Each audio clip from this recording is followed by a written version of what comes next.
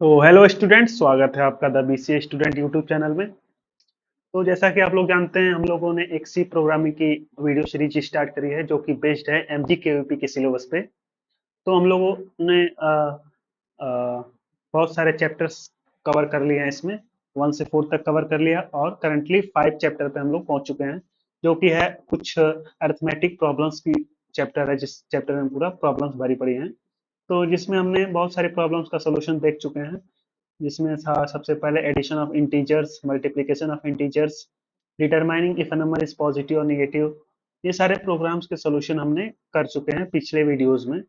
तो आज के वीडियो में इसी वीडियो सीरीज को कंटिन्यू करेंगे और हम देखेंगे problem solution of question number यानी कि प्रॉब्लम नंबर 21। पिछले वीडियोस तक हमने 20 प्रॉब्लम के सोल्यूशन देखे हैं सी प्रोग्रामिंग में। तो आज के वीडियो में हम उसी वीडियो सीरीज को कंटिन्यू करेंगे और प्रॉब्लम नंबर 21 का सॉल्यूशन देखेंगे, जो कि है greatest common divisor of two numbers. यानी कि हमें एक सी प्रोग्राम बनाना है जो कि फाइंड करेगा greatest common divisor of two numbers. तो चलिए शुरू करते हैं। तो ग्रेटेस्ट कॉमन डिवाइजर फाइंड करने का प्रोग्राम बनाने से पहले हमें ये समझना पड़ेगा कि ग्रेटेस्ट कॉमन डिवाइजर होता क्या है। तो ग्रेटेस्ट कॉमन डिवाइजर का एक दूसरा नाम भी है, जिसे जीसीडी बोलते हैं। इसका दूसरा नाम होता है एचसीएफ, जो कि आपने सुना होगा एलसीएम और एचसीएफ। तो वही चीज है, एचसीएफ को ही दूसरे नाम से जीसीडी नाम से जानते हैं, ग्रेटेस्ट कॉमन डिवाइजर, यानी कि एच सी एफ। आप रिलेट भी कर सकते हैं यहाँ पे, ग्रेटेस्ट यानी कि हाईएस्ट, कॉमन यानी कॉमन, डिवाइजर यानी फैक्टर, यानी कि हाईएस्ट कॉमन फैक्टर, जिसका फुल फॉर्म होता है हाईएस्ट कॉमन फैक्टर। तो चलिए समझते हैं कि जीसीडी या एचसीएफ होता क्या है। तो चलिए एग्जाम्पल से समझते हैं, क्योंकि एग्जाम्पल से समझना बहुत ही इजी होता है और आप इजीली समझ जाते हैं। तो सबसे पहले दो नंबर ले लेते हैं, क्योंकि जीसीडी या एचसीएफ दो नंबर्स के फाइंड किए जाते हैं। तो एग्जाम्पल के तौर पर हम एक नंबर लेते हैं 12 और दूसरा नंबर लेते हैं 16। तो यहाँ पे देखिए आपको लास्ट में क्या है, डिवाइजर यानी फैक्टर। फैक्टर डिवाइजर एक ही चीज है। तो इन दोनों के हम फैक्टर और डिवाइजर निकाल लेते हैं। तो 12 का फैक्टर होगा आपके पास 1 हो जाएगा, 2 हो जाएगा, 3 भी हो जाएगा और 4 भी होगा, 5 नहीं होगा, 6 हो जाएगा, 6 के बाद 7 8 9 10 ये सब नहीं होंगे और 12 हो जाएगा। यानी कि 12 के फैक्टर्स या डिवाइजर ये सारे नंबर्स होंगे 1 2 3 4 6 और 12। वैसे ही 16 जो नंबर है, इसके हम लोग डिवाइजर या फैक्टर्स निकालेंगे तो हमारे पास आएगा 1, और दूसरा हो जाएगा 2, तीसरा हो जाएगा हमारे पास 4,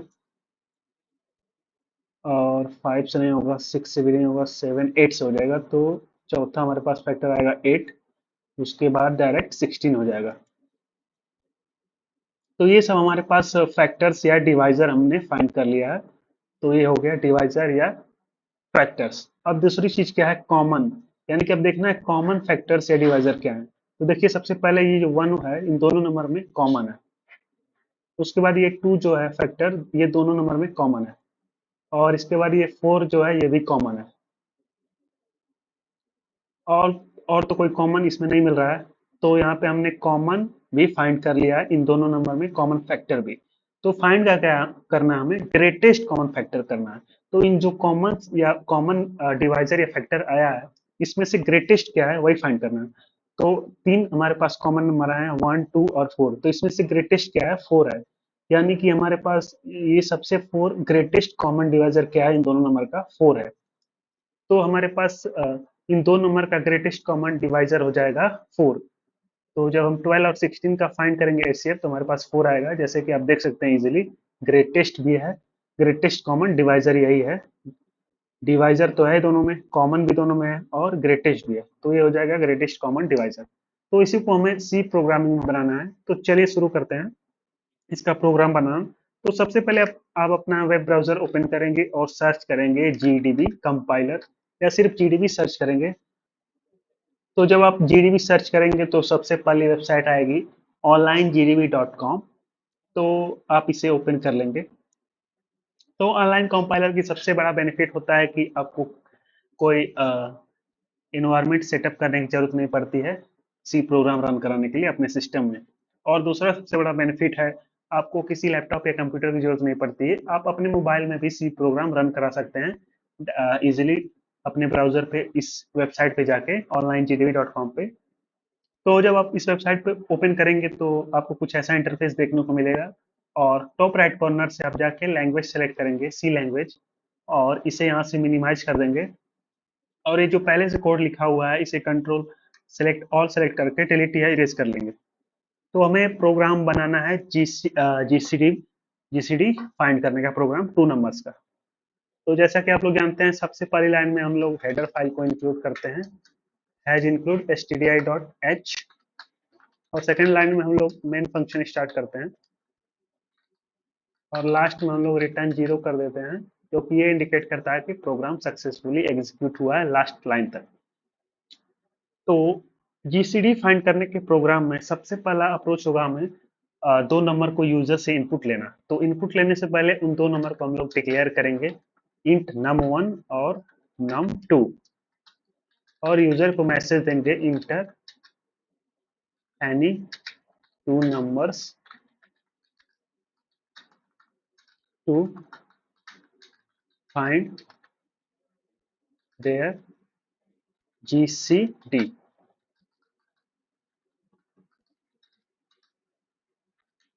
और यहाँ पे सेमीकोलन लगा के इंट ऑफ स्टेटमेंट करेंगे, और स्कैनफ फंक्शन का यूज करके उन 2 नंबरों को हम लोग स्टोर करा लेंगे इन दोनों वेरिएबल्स में। पहला num1 है और दूसरा num2। अब इसके बाद क्या करेंगे, हम यहाँ पे एक और वेरिएबल डिक्लेयर कर लेते हैं जीसीडी नाम से, यानी कि जो जीसीडी वैल्यू कैलकुलेट होगी या फाइंड होगी उसे हम लोग जीसीडी वाले वेरिएबल में स्टोर करा लेंगे। इसे इनिशियलाइज कर देते हैं 0 से। तो चलिए यहाँ से लॉजिक स्टार्ट करते हैं जीसीडी फाइंड करने का। तो जैसा कि आपने देखा, जीसीडी होता है ग्रेटेस्ट कॉमन डिवाइजर या हाईएस्ट कॉमन फैक्टर। तो एक हम लोग लूप स्टार्ट करेंगे, फॉर लूप, और इससे हम लोग इंट आई इक्वल टू 1 से इनिशियलाइज करेंगे, और इसे तब तक चलाएंगे जब तक लास्ट नंबर तक, यानी कि जो स्मॉलेस्ट नंबर होता है, जैसे कि आपने देखा होगा जो जीसीडी हाईएस्ट कॉमन फैक्टर होगा वो लेस देन होगा स्मॉलेस्ट नंबर, या तो इक्वल टू हो सकता है या लेस हो सकता है, यानी कि स्मॉलेस्ट नंबर जो होगा दोनों नंबर में से उससे तो बड़ा हो ही नहीं सकता, या तो उसके इक्वल होगा या तो उससे छोटा होगा। तो हम लोग लूप में क्या करेंगे, उस लूप को आइटरेट करेंगे लेस देन इक्वल टू जब तक स्मॉलेस्ट नंबर के। तो हमें तो पता नहीं है कौन सा स्मॉलेस्ट है, num1 है स्मॉल है कि num2, या तो हम चेक कर सकते हैं पहले इसके लिए कोड लिख सकते हैं ऊपर, दोनों में से छोटा कौन है, तब तक इस लूप को आइटरेट करेंगे। या तो यहीं पे हम कंडीशन डाल देंगे I is less than equal to num1 या और num2, यानी कि दोनों से लेस होगा तब तक ये आइटरेट होगा, और आई प्लस प्लस, यानी कि ये लूप तब तक आइटरेट करेगा जब तक इन दोनों नंबरों में से जो छोटा होगा उस नंबर तक पहुंच ना जाए आई की वैल्यू। तो यहाँ पे हमने फॉर लूप स्टार्ट कर दिया। अब इसके बाद क्या होगा, इसके बाद हम चेक करेंगे, क्या चेक करेंगे कि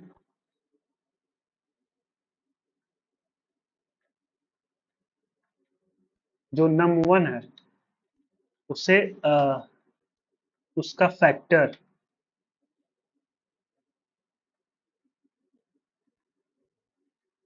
0 के बराबर है, और num2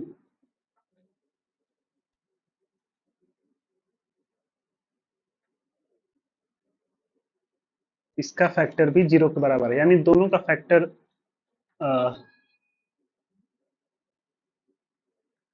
जब होगा तब जीसीडी क्या होगा, जीसीडी इक्वल टू आई हो जाएगा, यानी कि जिस नंबर से ये दोनों कटेंगे, यहाँ पे देखिए एंड लगा है, एंड ऑपरेटर लॉजिकल एंड है, यानी कि ये दोनों कंडीशन जब ट्रू होंगी, मतलब आई वो जो नंबर होगा वो दोनों को डिवाइड करेगा जब एक साथ, तब एक कंडीशन ट्रू होगी, और वो यानी कि वो कॉमन फैक्टर तो होगा ही, यानी कि जब कॉमन फैक्टर आई होगा वो दोनों को कंप्लीटली डिवाइड करेगा, तब ये कंडीशन ट्रू होगी तो यानी कि वो नंबर जीसीडी कहलाएगा, तो वो जीसीडी में असाइन हो जाएगा, यानी कि आई की वैल्यू जीसीडी वेरिएबल में असाइन हो जाएगी। जो लास्ट वैल्यू होगी वो लास्ट में जीसीडी असाइन हो जाएगी और हमें फाइंड हो जाएगा जीसीडी। तो यहाँ पे हम लोग प्रिंट कर देंगे, प्रिंट स्लैश एन लगा देते हैं, GCD of percent D and percent D is percent D. तो यहाँ पे हमने GCD of num1 and num2 क्या हो जाएगा, जीसीडी। तो यहाँ पे हमने प्रिंट कर दिया है। जैसे पहला परसेंटेज जो होगा वहाँ पे num1 प्रिंट होगा, दूसरे परसेंटेज पे num2 प्रिंट होगा और तीसरे पे जीसीडी। चलिए इसे रन करा के देखते हैं। तो यहाँ पे देखिए enter any two numbers to find that GCD. तो पहला नंबर हम यहाँ पे 12 देते हैं, दूसरा देते हैं 16 देते हैं और इंटर प्रेस करते हैं। तो ये देखिए यहाँ पे प्रिंट होके आ चुका है, जीसीडी ऑफ 12 एंड 16 इज 4।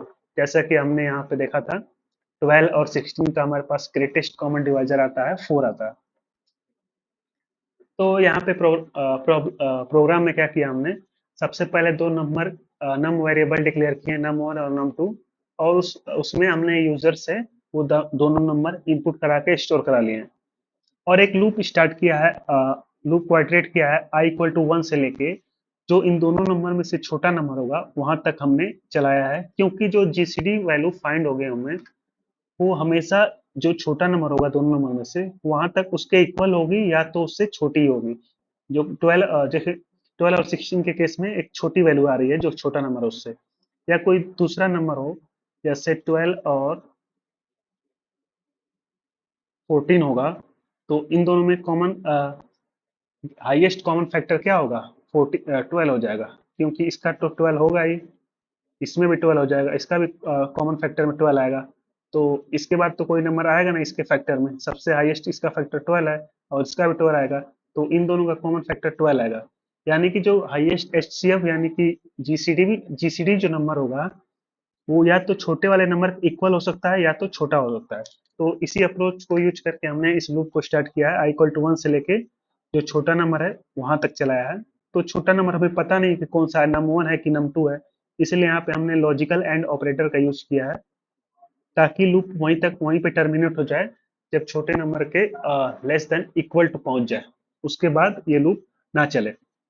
और एक एक का इंक्रीमेंट किया है हर आइटरेशन पे, और हर आई की वैल्यू को चेक किया है कि वो फैक्टर है कि नहीं, यदि दोनों फैक्टर्स हैं तो उसे हमने जीसीडी वेरिएबल में असाइन कर दिया है, और जो लास्ट कॉमन फैक्टर होगा वो लास्ट में जीसीडी में अपडेट हो जाएगा और हमें जीसीडी की वैल्यू मिल जाएगी, और इसे हमने लास्ट वाली लाइन में जीसीडी ऑफ num1 और num2 को प्रिंट कर दिया है यहाँ पे। तो ये हो गया एचसीएफ फाइंड करने का एक सिंपल प्रोग्राम।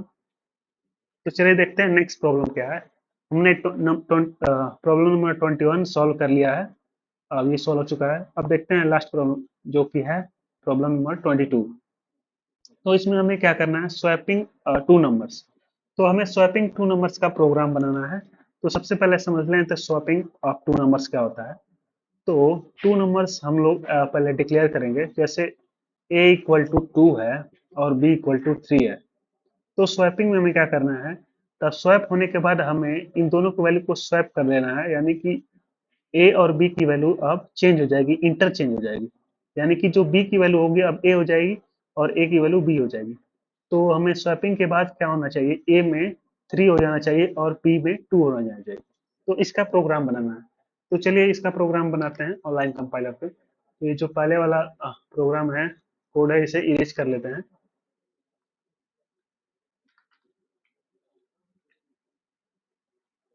तो सबसे पहले हम दो वेरिएबल डिक्लेयर करेंगे दोनों नंबर को स्टोर करने के लिए, ए कॉमा बी, और यूजर को मैसेज देंगे printf enter any two numbers. Scanf function का यूज करेंगे, percent D M percent A M percent B. यहाँ पे हमने दो नंबर को दो वेरिएबल में स्टोर करा लिया है। अब इसके बाद हमें स्वैप करने का लॉजिक लिखना है यहाँ से। तो स्वैप करने के दो मेथड्स हो सकते हैं। पहला मेथड यूजिंग थर्ड वेरिएबल और दूसरा method without using third variable. तो सबसे पहले हम लोग मेथड वन यूज करते हैं यूजिंग थर्ड वेरिएबल, यानी कि एक थर्ड वेरिएबल यूज करके दो नंबर को स्वैप करना। तो चलिए एक थर्ड वेरिएबल डिक्लेयर करते हैं टेम्पोररी नाम से, टेम्प नाम से। तो यहाँ पे हमने टेम्प को डिक्लेयर किया और जो ए की जो वैल्यू है, चलिए पहले यहाँ पे समझ लेते हैं। यूजिंग थर्ड वेरिएबल हमें इसे डिक्लेयर स्वैप करना है। तो क्या करेंगे हम यहाँ पे, दो नंबर पहले से गिवन होंगे, तो एक और थर्ड वेरिएबल हम टेम्प नाम से डिक्लेयर करेंगे और जो ए की वैल्यू है उसे हम इसमें स्टोर करा लेंगे या असाइन करा लेंगे। यानी कि ए की वैल्यू जो 2 है अब इस वेरिएबल में स्टोर हो चुकी है टेम्प नाम से। और इसके बाद क्या करेंगे, ए में क्या करेंगे, हम ए में बी को असाइन कर लेंगे, यानी कि जो बी की जो वैल्यू है अब ए में चली गई। यहाँ पे देखिए ए की वैल्यू 2 है, या इस वाले लाइन में हमने 2 को टेम्प में कर लिया है। यहाँ पे अब टेम्प की वैल्यू 2 हो जाएगी अभी, और इस वाले लाइन में ए की वैल्यू हो जाएगी बी के बराबर। यानी बी में जो 3 है वो असाइन हो गया है ए को, यानी कि ए की वैल्यू अब 3 हो गई है। और इसके बाद वाले लाइन में हम लोग बी में क्या करेंगे, टेम्प को डाल देंगे, यानी टेम्प में जो ए की वैल्यू है अब वो बी में हो जाएगी। यानी कि टेम्प में अब क्या अभी तक है, टेम्प में 2 है वो अब चली जाएगी बी में। अब ए और बी की वैल्यू देखिए यहाँ पे स्वैप हो चुकी है, ए की वैल्यू यहाँ पे 3 है और बी की वैल्यू 2 है। तो इन दोनों को प्रिंट कराएंगे तो हम हमारे पास आएगा ए इक्वल टू 3 और बी इक्वल टू 2। तो देखिए वैल्यू स्वैप हो चुकी है, पहले ए की वैल्यू 2 थी, बी की वैल्यू 3 थी, और यहाँ पे अब ए की वैल्यू 3 हो गई है, बी की वैल्यू 2 हो गई। तो हमें इसी को प्रोग्रामिंग में लिखना है। तो यहाँ पे हमने टेम्प वेरिएबल डिक्लेयर कर लिया है और ए की वैल्यू को हमने टेम्प में असाइन कर लिया है और बी की वैल्यू को ए में असाइन कर लिया है। तो बी की वैल्यू तो अब ए में चली गई है और ए की वैल्यू अभी टेम्प में ही है। तो ए की वैल्यू को हम लोग बी में डाल देंगे ऐसे, बी इक्वल टू ए, अरे टेम्प। तो यहाँ पे आप देख सकते हैं ए की वैल्यू को पहले हमने टेम्प में किया और बी की वैल्यू को ए में कर दिया, यानी कि एक स्वैप हो चुका है, यहाँ पे बी की वैल्यू ए में आ चुकी है। अब ए में बी की वैल्यू को डालना है, ए में बी की वैल्यू तो हो चुकी है, अब ए की वैल्यू को बी में असाइन करना है। तो ए की वैल्यू जो थी टेम्प में थी, टेम्पोररी वेरिएबल में थी, उसको हमने बी में यहाँ असाइन कर लिया है, यानी कि यहाँ दोनों वैल्यू स्वैप हो चुकी हैं। तो स्वैप होने से पहले यहाँ पे हमने इसे प्रिंट कर देते हैं ताकि पता चले स्वैप होने के बाद क्या हो रही है। तो print F before swapping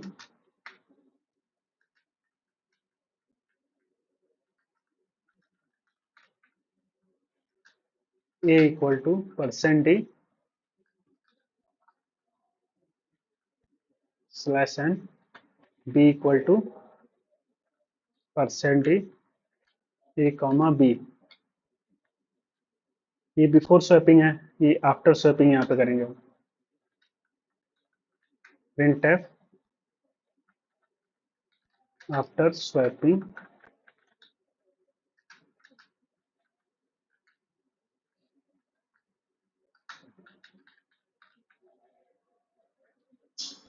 A equal to percent D slash N, B equal to percent D, यहाँ पे ए कॉमा बी।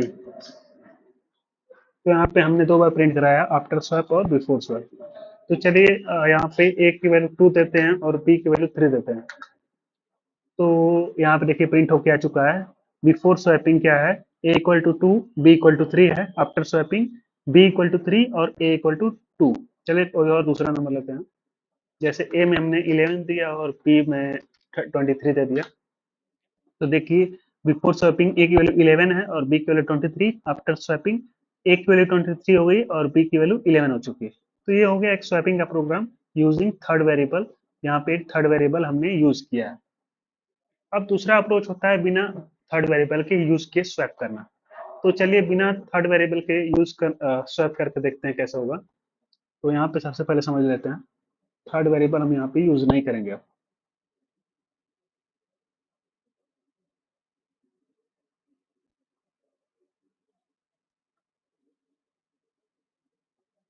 चलिए बिना थर्ड वेरिएबल के यूज करते हैं। जैसे 2 वेरिएबल होंगे,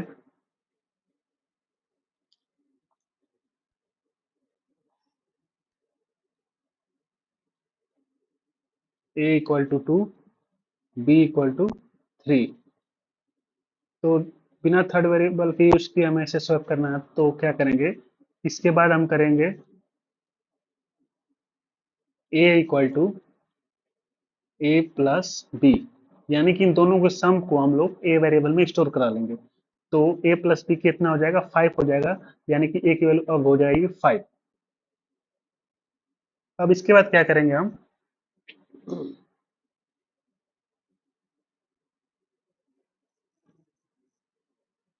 B equal to A minus B कर देंगे।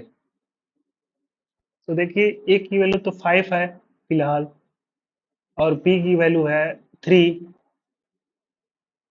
तो 5 माइनस 3 हो जाएगा 2। तो यानी कि अब बी की वैल्यू हो जाएगी 2। अब देखिए यहाँ पे बी की वैल्यू स्वैप हो चुकी है, जो ए की वैल्यू 2 थी अब वो बी में आ चुकी है।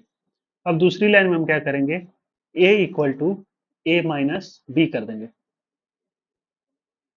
ए की वैल्यू तो अभी भी 5 है, और बी की वैल्यू यहाँ पे 2 हो चुकी है, तो 5 माइनस 2 हो जाएगा 3। तो यहाँ पे देखिए अब बी की वैल्यू 2 हो गई, ए की वैल्यू कितनी हो गई, 3 हो गई। तो यहाँ पे स्वैपिंग हो चुका है without using third variable. B की वैल्यू 2 हो चुकी है और ए की वैल्यू 3 हो चुकी है। तो हमने सबसे पहले क्या किया, इन दोनों वेरिएबल्स या दोनों वैल्यू को ऐड करके ए में असाइन कर दिया, और दूसरी लाइन में ए माइनस बी करके बी में असाइन कर दिया, और फिर से ए माइनस बी करके उसको ए में असाइन कर दिया। चलिए इसे प्रोग्राम बनाते हैं। तो आफ्टर स्वैपिंग बिफोर स्वैपिंग को हम रहने देते हैं, उसे इरेज नहीं करते यहाँ पे। तो ये बिफोर स्वैपिंग के बाद, आफ्टर स्वैपिंग के पहले हम यहाँ उसका लॉजिक लिखेंगे स्वैप करने का। तो चलिए क्या करते हैं, ए में हम ए प्लस बी को असाइन कर देते हैं, और B equal to A minus B करके, और A equal to A minus B. तो चलिए इसे रन करा के देखते हैं। यहाँ पे ए की वैल्यू हम देते हैं 12 और बी की वैल्यू देते हैं 17। तो देखिए यहाँ पे बिफोर स्वैपिंग ए की वैल्यू 12 है, बी की वैल्यू 17 है। आफ्टर स्वैपिंग ए की वैल्यू 17 हो गई और बी की वैल्यू 12 हो गई, यानी कि वैल्यू स्वैप हो चुकी है। तो ये हो गया विदाउट यूजिंग थर्ड वेरिएबल। तो यहाँ पे आपका चैप्टर 5 कंप्लीट होता है, जो कि लास्ट प्रॉब्लम थे स्वैपिंग ऑफ टू नंबर्स। तो हमने दो मेथड्स यूज किए, यूजिंग थर्ड वेरिएबल और विदाउट यूजिंग थर्ड वेरिएबल। तो यहाँ पे आपका चैप्टर 5 कंप्लीट होता है सी प्रोग्रामिंग का, और नेक्स्ट चैप्टर रहेगा फंक्शंस का। तो उम्मीद है आपको ये प्रॉब्लम सोल्यूशन समझ में आया हो। यदि आपको कोई डाउट है तो आप कमेंट सेक्शन में पूछ सकते हैं, और आप इसकी सी प्रोग्राम की पूरी प्लेलिस्ट चेक कर सकते हैं यूट्यूब चैनल पे, the BCA student YouTube channel पे। तो चलिए मिलते हैं नेक्स्ट वीडियो में, जो रहेगा फंक्शन के ऊपर, जो कि नेक्स्ट चैप्टर है, चैप्टर नंबर 6। तो हम लोग नेक्स्ट वीडियो में फंक्शन को डिटेल में समझेंगे और कुछ प्रोग्राम बनाएंगे। तो चलिए मिलते हैं नेक्स्ट वीडियो में, तब तक के लिए ओके बाय।